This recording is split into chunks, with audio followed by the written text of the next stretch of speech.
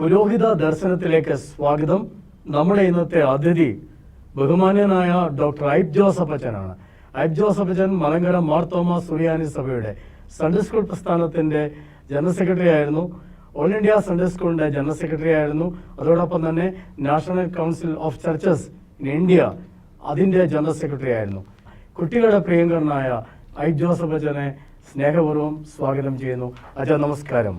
നമസ്കാരം പൂനോട് അച്ഛാ. പ്രിയപ്പെട്ട അച്ഛൻ സൺഡേ സ്കൂൾ പ്രസ്ഥാനത്തിലൂടെയാണ് കൂടുതൽ പ്രവർത്തിക്കാനിടയായി. ജനറൽ സെക്രട്ടറി എന്ന നിലയിൽ അച്ഛൻ പ്രവർത്തിച്ച സന്ദർഭത്തിലെ ഒന്ന് രണ്ട് ഓർമ്മകൾ വെച്ചുകൊണ്ട് നമുക്ക് ആരംഭിക്കാം. ഓ ഷുവർ. 1982 മുതൽ 1999 വരെയായിരുന്നു സൺഡേ സ്കൂളിൻ്റെ ജനറൽ സെക്രട്ടറി ആയിട്ട് പ്രവർത്തിച്ചത്.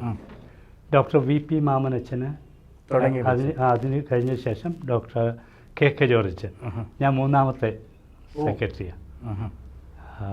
അതുകൊണ്ട് ഈ മഹാരഥൻ്റെ പിന്നാലെ വന്നപ്പോൾ എങ്ങനെ പോകണമെന്നുള്ളത് എനിക്ക് ഉള്ളിൽ തന്നെ ഭയമുണ്ടായിരുന്നു. പക്ഷെ അധികം വളരെ ഭംഗിയായിട്ട് നടത്തിയെന്ന് ഞാൻ വിശ്വസിക്കുന്നു. പക്ഷേ എൻ്റെ സൺഡേ സ്കൂളിനെ കുറിച്ച് പറയുമ്പോൾ എൻ്റെ ചെറുപ്പകാലത്തെ സൺഡേ സ്കൂളിനെ കുറിച്ച് ഞാൻ ഓർക്കുകയാണ്. ഞാൻ സൺഡേ സ്കൂളിൽ പഠിച്ചു, ജ്യേഷ്ഠപ്പ് പൂർത്തിയാക്കി. എൻ്റെ കുറിയന്നൂർ മാർത്തോമ ചർച്ചിലെ സൺഡേ സ്കൂളിൽ ഞാൻ പഠിപ്പിച്ചു. പഠിപ്പിച്ചതിന് ശേഷമാണ് ഞാൻ കോളേജിൽ പഠിക്കുന്ന കാലത്തും പഠിപ്പിക്കുന്നുണ്ടായിരുന്നു. അപ്പോൾ ആ സമയത്ത് എന്നെ സ്വാധീനിച്ച കാര്യങ്ങൾ എന്താണെന്ന് ചോദിച്ചാൽ ഇ.വി. ഫിലിപ്പ് സാറിന് പറഞ്ഞ എഴുത്തിക്കൽ ഒരു ഫിലിപ്പ് സാർ എൻ്റെ ടീച്ചറായിരുന്നു. O.A. ചാക്കോ സാർ, ഓടിക്കണ്ടത്തിലെ സാർ, ആ സാറൊക്കെ എന്നെ പഠിപ്പിച്ച കാര്യങ്ങൾ ഇപ്പോഴും ഞാൻ ഓർക്കുന്നുണ്ട്. അതുപോലെ എനിക്ക് അന്ന് പരിചയമുള്ള രണ്ട് തിരുമേനിമാർ, യൂഹന്നാൻ മാർത്തോമ മെത്രാപ്പൊലീത്തായും നമ്മുടെ മാത്യൂസ് മാർ അഥനേഷ്യസ് തിരുമേനിയാർ ചെറുകര. എൻ്റെ പിതാവ് ഒരു അധ്യാപകനായിരുന്നു. കുര്യന്നൂർ സ്കൂൾ ഹൈസ്കൂളിൽ പഠിപ്പിക്കുകയായിരുന്നു. 38 കൊല്ലം പഠിപ്പിച്ചു. അതിൽ 28 കൊല്ലം ഹെഡ് മാസ്റ്ററുമായിരുന്നു.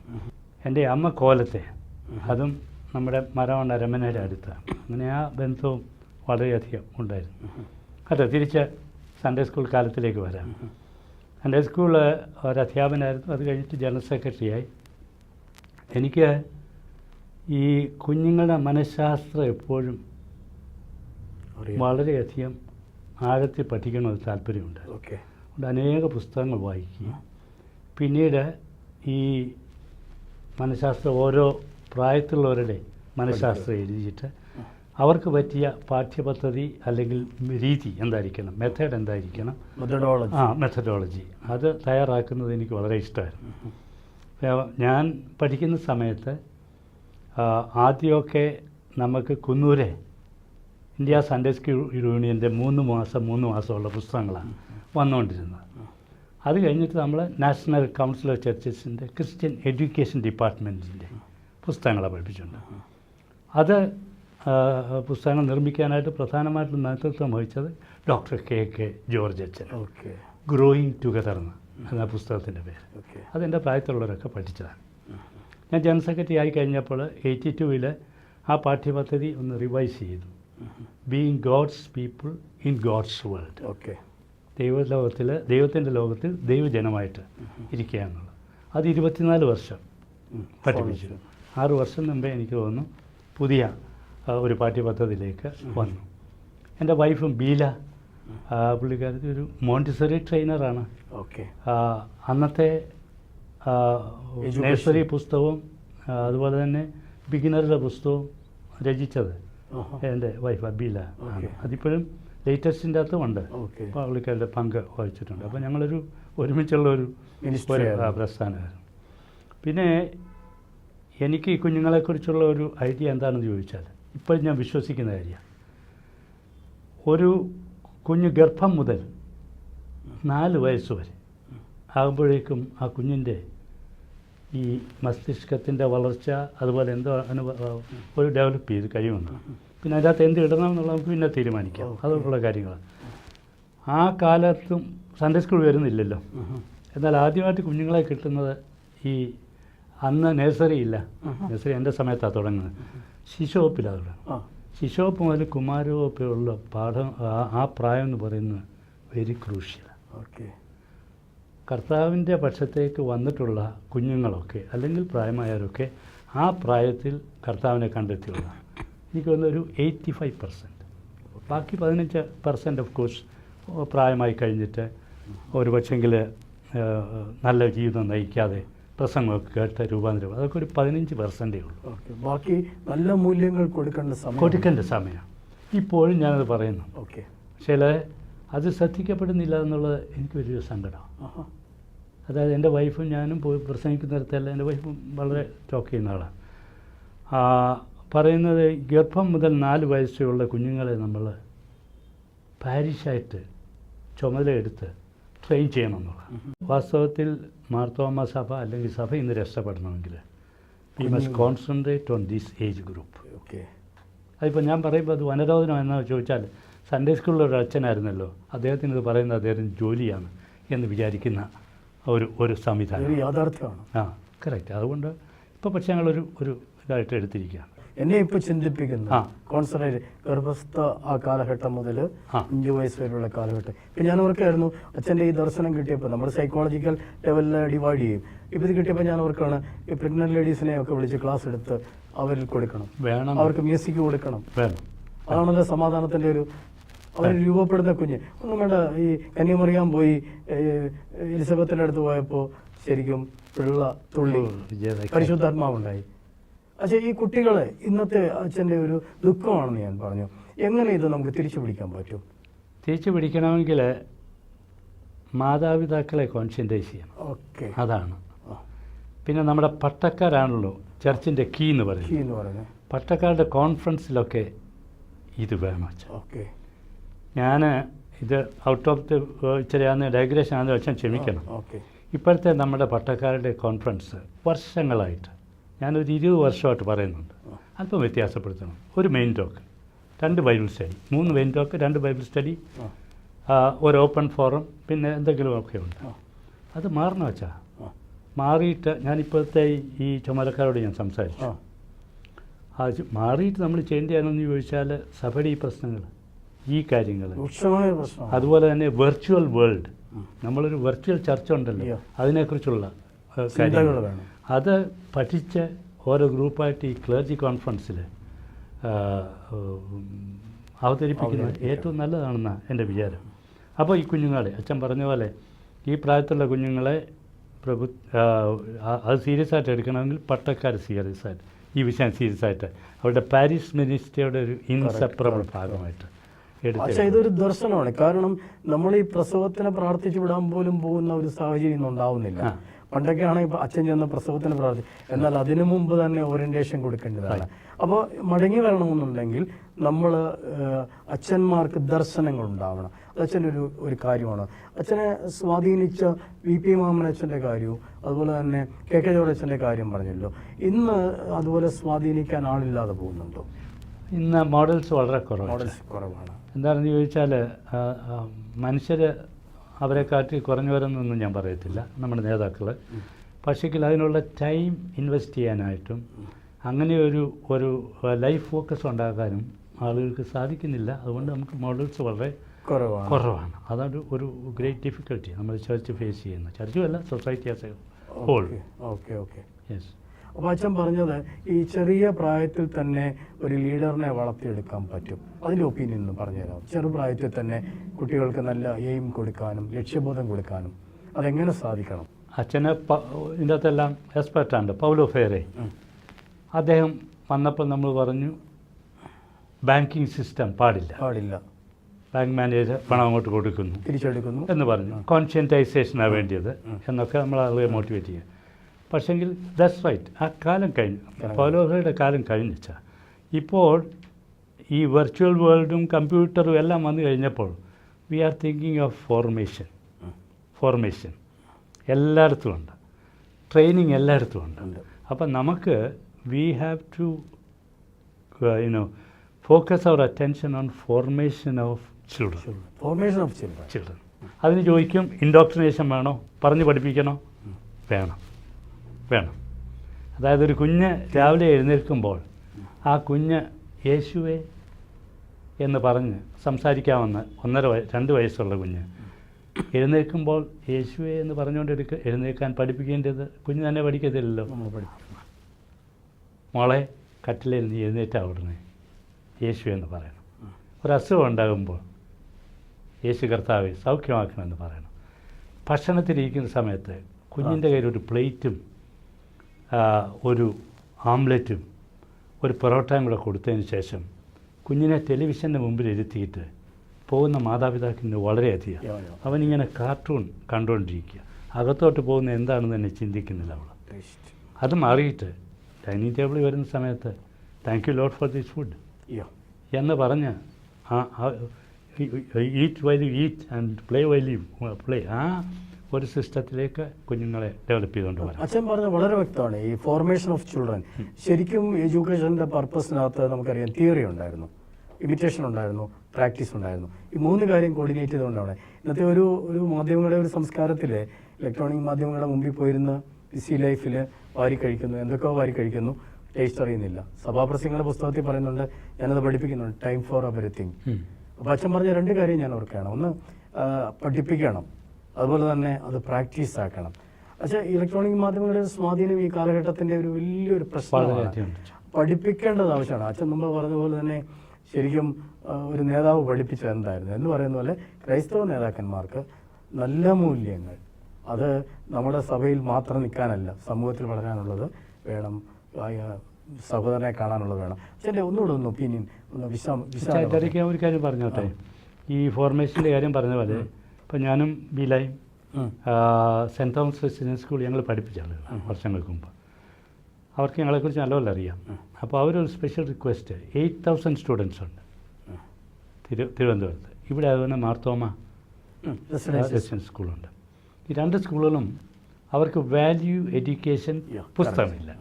ഉണ്ട്, പല കമ്പനികളും ഉണ്ടാക്കി കൊടുക്കുന്നു, ബുക്ക് സെയിലിന് വേണ്ടി മാത്രം ഉണ്ടാക്കുന്നു. 7ാം സ്റ്റാൻഡേർഡ് വരെ ഉള്ളൂ.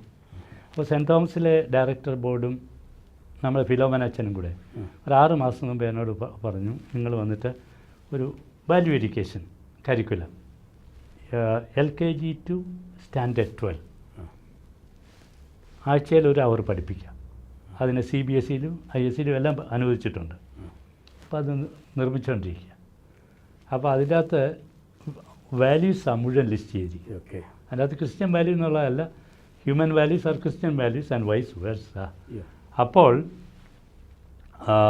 അതിപ്പം തയ്യാറായിക്കൊണ്ടിരിക്കുകയാണ്. അത് ഞങ്ങൾ ഈ ഫോർമേഷൻ ഫോക്കസ് ചെയ്തതാണ്. ഓക്കെ അച്ഛാ, ഗോ ഹെഡ്. അച്ഛാ, എനിക്ക് തോന്നുന്നത് അച്ഛാ ഞാൻ ഇത് ചെയ്യുന്ന ഒരാളാണ്. കാരണം എൻ്റെ സങ്കടമുണ്ട്. കാരണം ഞാനിപ്പോൾ ചെയ്യുന്നത്, ഇപ്പോൾ ഫോർ എക്സാമ്പിൾ ഇന്ന് ഞാൻ ലിസ്റ്റ് ഉണ്ടാക്കിയിട്ടുണ്ട്.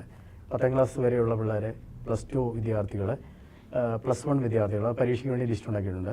ദൈവാനുവദിക്കുകയാണെങ്കിൽ അവരെ പോയി കണ്ട് പ്രാർത്ഥിച്ച് അവരെ വിളിക്കും. How to face the exam, ഒരു ടെൻഷൻ എടുക്കണ്ട. എൻ്റെ വൈഫിനെ കൊണ്ട് ഒരു കൗൺസിലിംഗ് ക്ലാസ്. നമ്മളിന്ന് ചെയ്യേണ്ട ഒരു കാര്യമാണ് മീഡിയ എഡ്യൂക്കേഷൻ പോലെ ഒരു സംഭവം ഞങ്ങൾ ചെയ്യുന്നുണ്ട്. മീഡിയ എഡ്യൂക്കേഷൻ സ്കൂളിൽ പോയിട്ട് മോറൽ ടീച്ചിങ് ആയിരുന്നു പണ്ട്, അത് അച്ഛനിപ്പം വാല്യൂ എഡ്യൂക്കേഷനായി. ഞാൻ മീഡിയ എഡ്യൂക്കേഷനാണ് കൊടുക്കുന്നത്. അതിനകത്ത് ക്രിസ്ത്യൻ പെർസ്പെക്റ്റീവ് എഡ്യൂക്കേഷൻ്റെ കാര്യങ്ങളാണ് ഞാൻ പറയുന്നത്. എന്നിട്ട് ഇലക്ട്രോണിക് മാധ്യമത്തിൽ അപ്പം ഞാൻ പറഞ്ഞത് സഭയിൽ ഇത് കൊണ്ടുവരണം. പക്ഷെ ഒരു കാര്യമുണ്ട്, സഭയിൽ കൊണ്ടുവരണമെന്ന് പറയുമ്പോൾ ഇതൊന്നും വലിയ പ്രസക്തി ഇല്ലെന്ന് ചിലപ്പം തോന്നും. കാരണം സ്കൂളിൽ വിളിച്ച് how to face the exam, അതുപോലെ തന്നെ ഒരു മീഡിയ എഡ്യൂക്കേഷൻ, നിങ്ങൾ അഡിക്റ്റ് ആണോ, അച്ഛൻ മുമ്പ് പറഞ്ഞ പോലെ ലഹരി, ഒന്നിനോടൊന്ന് ആസക്തി കാണിക്കുകയാണ്. അപ്പോൾ അച്ഛൻ്റെ ഈ പോയിന്റ് വളരെ ശ്രദ്ധേയമാണ്. അച്ഛൻ സ്കൂളിൽ ചെയ്യുന്നു. അച്ഛൻ്റെ ഒപ്പീനിയൻ പറയുകയാണെങ്കിൽ എങ്ങനെയാണ് നമ്മുടെ സഭയിൽ ഇത് കൊണ്ടുവരാനായിട്ട് കഴിയുന്നത്? സഭയിൽ സൺഡേ സ്കൂൾ മാത്രമല്ല, അതിൽ അല്ലാതെ എങ്ങനെ ചെയ്യാൻ പറ്റും ഇടവക തലത്തിലൊക്കെ? ഇടവക തലത്തിൽ ഒരു സൺഡേ സ്കൂളിൽ ചെയ്യാം. അത് കഴിഞ്ഞിട്ട് യുവജന സഖ്യത്തിന് ഈ പ്രത്യേക ടീനേജേഴ്സിന് ഈ പരിപാടി ഏറ്റെടുക്കാനായിട്ട് സാധിക്കും. വാല്യൂ, അതുപോലെ ഇപ്പം ഞങ്ങളുണ്ടാക്കുന്ന ടെക്സ്റ്റ് ഉണ്ടല്ലോ, ചർച്ചുകളിൽ ഉപയോഗിക്കാവുന്ന ടെക്സ്റ്റ്, വളരെ it is secular and religious at the same time. അങ്ങനെയുള്ളൊരു ഒരു കരിക്കുലം എടുത്തിരിക്കുന്നു. അച്ഛൻ വേൾഡ് കൗൺസിൽ ഓഫ് ചർച്ചസിന്റെ റിസോഴ്സ് പേഴ്സൺ ആണ്, ആയിരുന്നു. ഇപ്പോഴും അച്ഛന് കോൺട്രിബ്യൂട്ട് ചെയ്യുന്നുണ്ട്, ലേഖനങ്ങളിൽ കൂടെയൊക്കെ കോൺട്രിബ്യൂട്ട് ചെയ്യുന്നുണ്ട്. അച്ഛന് അന്താരാഷ്ട്ര ലെവലിൽ വരെ വർക്ക് ചെയ്ത ഒരാളാണ്.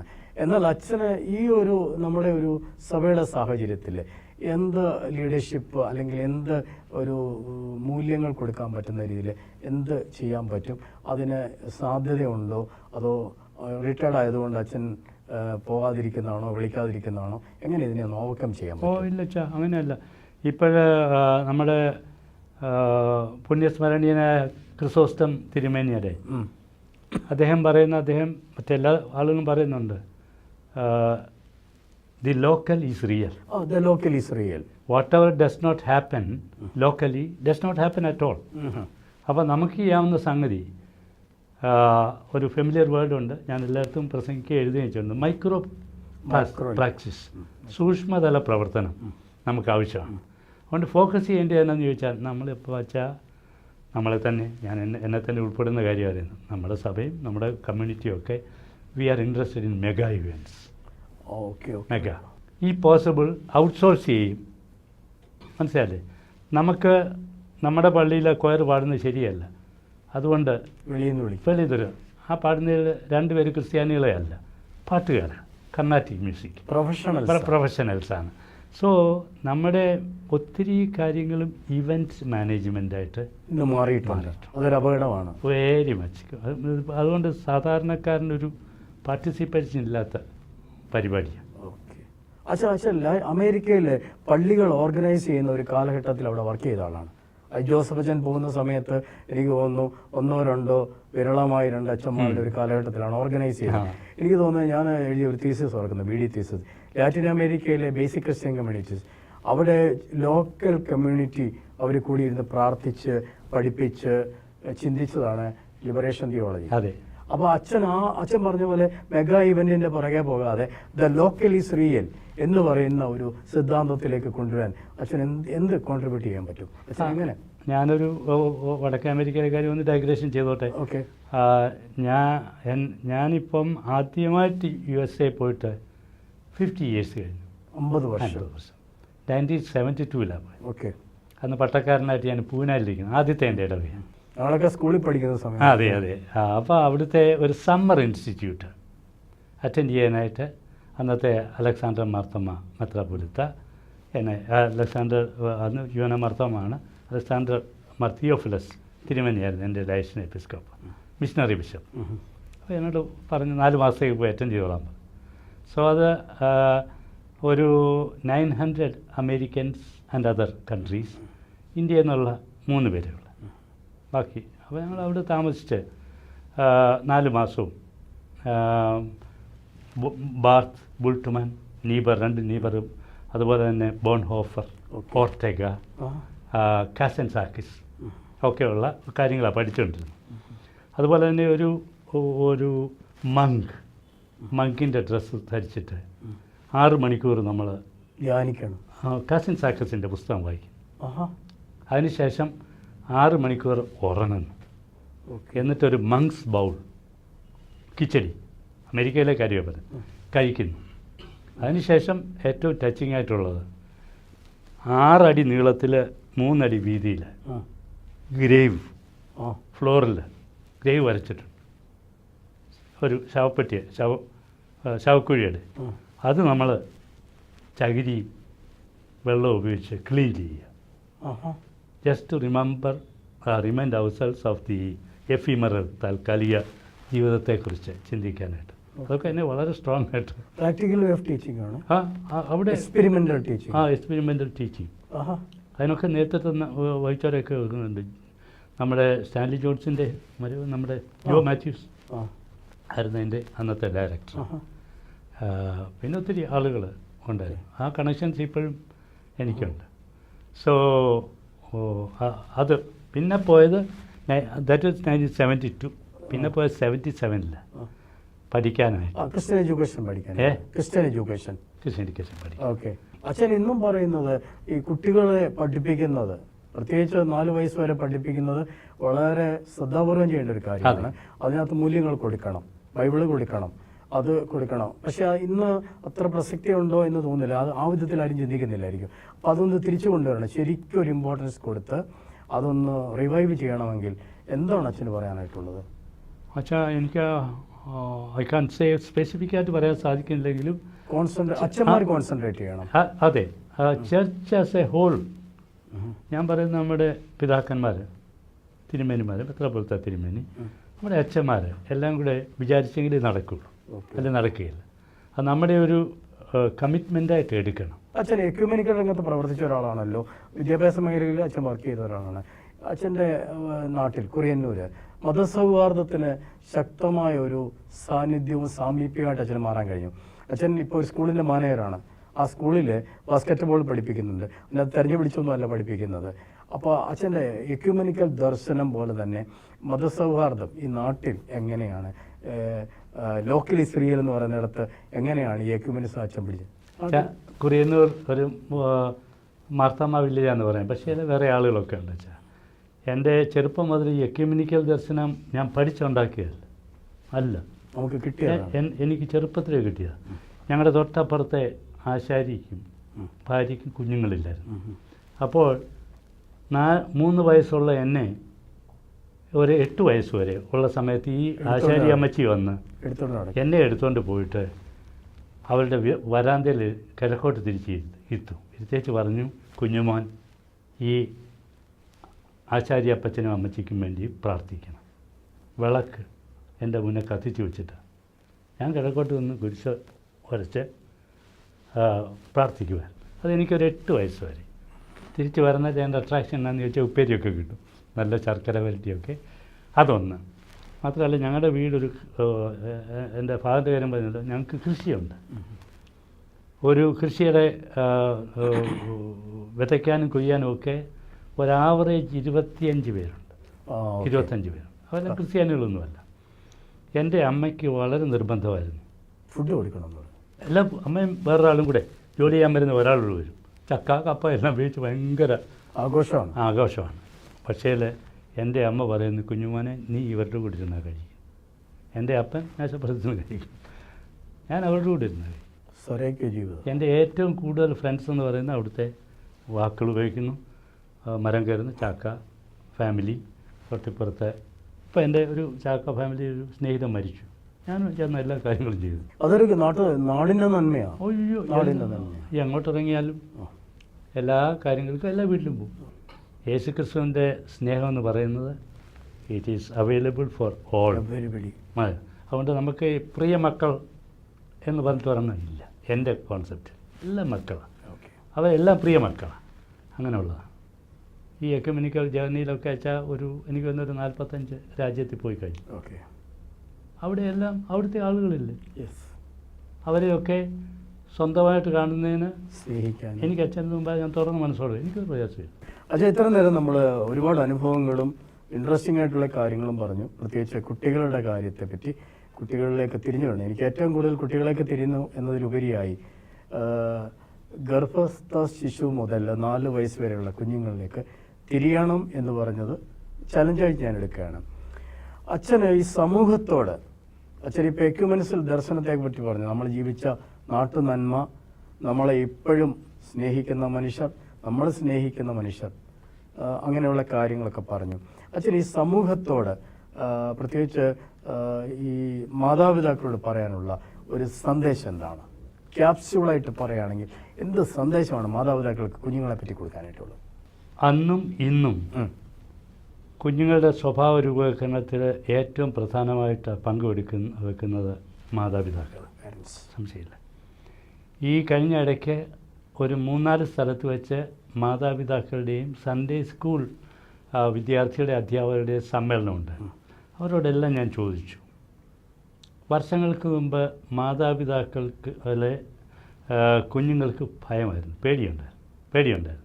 ഞാൻ ഇവിടെ ഇരിക്കുന്ന, കഴിഞ്ഞ എറണാകുളത്ത് വെച്ച് ഞാൻ ഇവിടെ ഇരിക്കുന്ന മാതാപിതാക്കളുടെ കൂട്ടത്തിൽ കുഞ്ഞുങ്ങളെ ഭയമുള്ള മാതാപിതാക്കൾ കൈ ഉയർത്തി പലരും. പിള്ളേരെ പേടി. അവർ പറയുന്നത്, അതിലൊരു മാതാവ് പറഞ്ഞത് എന്നാന്ന് ചോദിച്ചാൽ, വേറെ സ്ഥലത്തൊരു മാതാവ് പറഞ്ഞത് 8ാം ക്ലാസ്സിൽ പഠിക്കുന്ന മോനോട് പറഞ്ഞു, എടാ ഇതുപോലെ മൊബൈൽ ഉപയോഗിക്കരുത്, ഞാൻ പിടിച്ചു വാങ്ങിക്കുമെന്ന് പറഞ്ഞു. അപ്പോൾ ഉത്തരമായിട്ട് ഉടനെ സൂയിസൈഡ് ചെയ്യുന്നത്. അമ്മ പറഞ്ഞു, അമ്മ പിടിച്ചു വാങ്ങിച്ചു, ഞാൻ വല്ലതും കാണിച്ചു കളയുന്നു. അങ്ങനെയുള്ളൊരു ടെൻഷൻ ഉള്ള ലോകത്തിലാണ് നമ്മൾ ജീവിക്കുന്നത്. അതുകൊണ്ട് ഇറ്റ് ഈസ് നോട്ട്, ഒരു മാതാപിതാക്കൾ സ്ട്രെയിറ്റായിട്ട് ഈ കുഞ്ഞുങ്ങളെ ഹാൻഡിൽ ചെയ്യാനായിട്ട് വിഷമമുണ്ട്. ഒത്തിരി ആളുകൾ എന്നോട് പറഞ്ഞു, ഒത്തിരി ആളുകൾ, എസ്പെഷ്യലി ഈ മൊബൈൽ വെർച്വൽ വേൾഡിലുള്ള അവരുടെ അടിമത്തം കാരണം. അത് ആ ഏരിയ നമ്മൾ ഫോക്കസ് ചെയ്യണം, ചർച്ചയായിട്ട് ആ മിഷൻ ഏറ്റെടുക്കുകയും വേണം. ഞാൻ പറഞ്ഞു, ക്ലർജി കോൺഫറൻസിൽ ചർച്ച ചെയ്യേണ്ട ഒരു വിഷയമാണ്. how to help our children to come out of ഈ അഡിക്ഷൻ ടു ദ മൊബൈൽ എന്നുള്ളത് അത്. സോ മാതാപിതാക്കളെ ട്രെയിൻ ചെയ്യണം. നമുക്ക് ഇപ്പോൾ മാതാപിതാക്കളായിട്ടുള്ള പരിപാടിയൊന്നും പള്ളിയിലില്ലല്ലോ. ഇപ്പോൾ ഉണ്ട്, കുടുംബ സംഘമുണ്ട്. That's okay, that's a mega event. അങ്ങനെയല്ല, ഓരോ പാരിഷിലും training for parents how to handle children, അത് വളരെ വേണം. ഒരു സെഷൻ പിള്ളേരെയും കൂടെ വെച്ചുകൊണ്ട് വേണം. അച്ഛാ, അതുകൊണ്ട് മൈക്രോ ലെവലിൽ ഇത് ചെയ്യുന്നതാണ് ഏറ്റവും നല്ലതെന്ന്. അച്ഛൻ്റെ കൊച്ചമ്മ മക്കൾ അവരെ കുറിച്ചൊന്ന് പറയാമോ?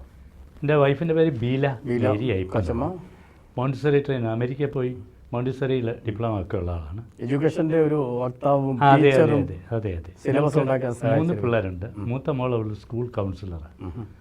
അവിടെ ഹസ്ബൻഡ് ഒരു ചാർട്ടേഡ് അക്കൗണ്ടന്റ്. അതെവിടെയാ? ബാംഗ്ലൂരിൽ.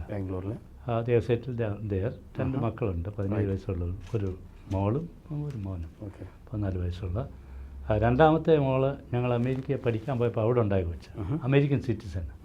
അപ്പോൾ അവൾ അമേരിക്കയിലുണ്ട്. അവൾ ന്യൂറോ സയൻറ്റിസ്റ്റ്, തലച്ചോറിൻ്റെ ഗ്രന്ഥി സംബന്ധിച്ച് ഡോക്ടറേറ്റ് ഉള്ളതാണ്. മൂന്നാമതൊരു മോനുണ്ട്. അവന് ഒരു മെഡിക്കൽ സയൻറ്റിസ്റ്റ്, അവനും അമേരിക്കയിലാണ്. അവൻ്റെ ഭാര്യയും 2 പിള്ളേരുമുണ്ട്. എൻ്റെ ഭാര്യ ഒരു ചാർട്ടേഡ് അക്കൗണ്ടൻറ്റ്. ഞങ്ങളുടെ വീട്ടിൽ ഒരു ഫാമിലിയുണ്ട്. 10-34 കൊല്ലമായിട്ട് ഞങ്ങളുടെ കൂടെ. ഞങ്ങളുടെ ഒരു ഹൗസ് മാനേജർ ലേഡി എൻ്റെ കൂടെ വർക്ക് ചെയ്യുന്ന എൻ്റെ ഒരു പ്യൂണിൻ്റെ വൈഫാണ്. പുള്ളിക്കാരത്തിയും 2 മക്കളും ഞങ്ങളുടെ കൂടെ വളർന്ന കുഞ്ഞുങ്ങളെല്ലാം പഠിച്ചു. അവരെല്ലാം ഓരോ സ്ഥാനങ്ങളിലായി ഉണ്ട് ഞങ്ങളുടെ കൂടെ. അവർ ഞങ്ങളുടെ ഹൗസ് മാനേജറിന്, അല്ലാതെ ഒരു സിസ്റ്ററിനെ പോലെ ആണുള്ളത്. പിന്നെ ഞങ്ങൾക്കൊരു ചരക്കുന്നിൻ്റെ അടിവാരത്ത് താമസിക്കുന്നത് സുന്ദർ എന്ന് പേരാണ്. അതെൻ്റെ ഫാദറിൻ്റെ കൂടെ വർക്ക് ചെയ്തുകൊണ്ടിരുന്നത് ജോലി, കൃഷിക്കാരൻ. പുള്ളി ഒരു 35 കൊല്ലമായിട്ട് ഞങ്ങളുടെ കൂടെ ഉണ്ട്. അതും സെയിം അവിടെ തന്നെ വീട് വെച്ച് താമസിക്കുകയാണ്. ചരക്കും ഞങ്ങൾ വീട് വെച്ച് കൊടുത്തു താഴെ. സോ ആ 2 ഫാമിലിയിലെയും ഇപ്പോൾ ഞങ്ങൾ 3 ഫാമിലി ഒരുമിച്ച് സപ്പോർട്ട് ചെയ്ത്. പിന്നെ പിള്ളേർ ബീലായ്ക്ക് അവളൊരു മിറക്കിൾ ലേഡിയാണ്. 22 വർഷം മുമ്പേ തൈറോയിഡിൽ ക്യാൻസർ കഴിഞ്ഞു. 2 ക്യാൻസറിൽ ലോബിൽ ഒരെണ്ണം മുഴുവൻ ക്യാൻസറായിരുന്നു. അപ്പം നല്ല ആഹാരമൊക്കെ ഉള്ള പെങ്കൊച്ചായിരുന്നു. പക്ഷേ ഇത് വന്നപ്പോഴത്തേക്ക് ഈ ഇറച്ചിയെല്ലാം പോയി. പിന്നെ റേഡിയേഷൻ ഉണ്ടായിരുന്നു, കീമോ ഇല്ലായിരുന്നു. എന്നാലും ഇപ്പോഴും വേണ്ടി വന്നാൽ ക്ലാസ് എടുക്കും, എഴുതും, അതൊക്കെ ചെയ്യുന്ന ആളാണ്. ചില പ്രയാസമുണ്ട്, മുട്ടിനൊക്കെ പ്രയാസമുണ്ട്. സോ അതായത് അവർ ഫാമിലി. താങ്ക് യു അച്ഛാ. ഇത്രയും നേരം അച്ഛാ എന്നെ ഇതിന് വിളിച്ചതിന് എനിക്ക് വളരെ സന്തോഷം. യു ആർ വെരി ഗുഡ്, എൻ്റെ ഗുഡ് ഫ്രണ്ടായിട്ട്. അച്ഛൻ്റെ പ്രചോദനം, അച്ഛൻ്റെ പഠിപ്പിക്കലൊക്കെ എനിക്ക് കിട്ടിയിട്ടുണ്ട്. അച്ഛനോട് നന്ദിയുണ്ട്, വലിയൊരു സന്തോഷമുണ്ട്. Thank you. അച്ഛനെ കുടുംബമായിട്ട് അനുഗ്രഹിക്കട്ടെ എന്ന് ഞാൻ പ്രാർത്ഥിക്കുന്നു. ഈ മിനിസ്ട്രി കണ്ടിന്യൂ ചെയ്യാനായിട്ട്. ഓക്കെ അച്ഛാ, ഓൾ ദി ബെസ്റ്റ്. പുരോഹിത ദർശനത്തിൻ്റെ ഈ എപ്പിസോഡ് ഇവിടെ അവസാനിക്കുകയാണ്. അടുത്ത എപ്പിസോഡിൽ മറ്റൊരു അതിഥിയുമായി നമുക്ക് കണ്ടുമുട്ടാം.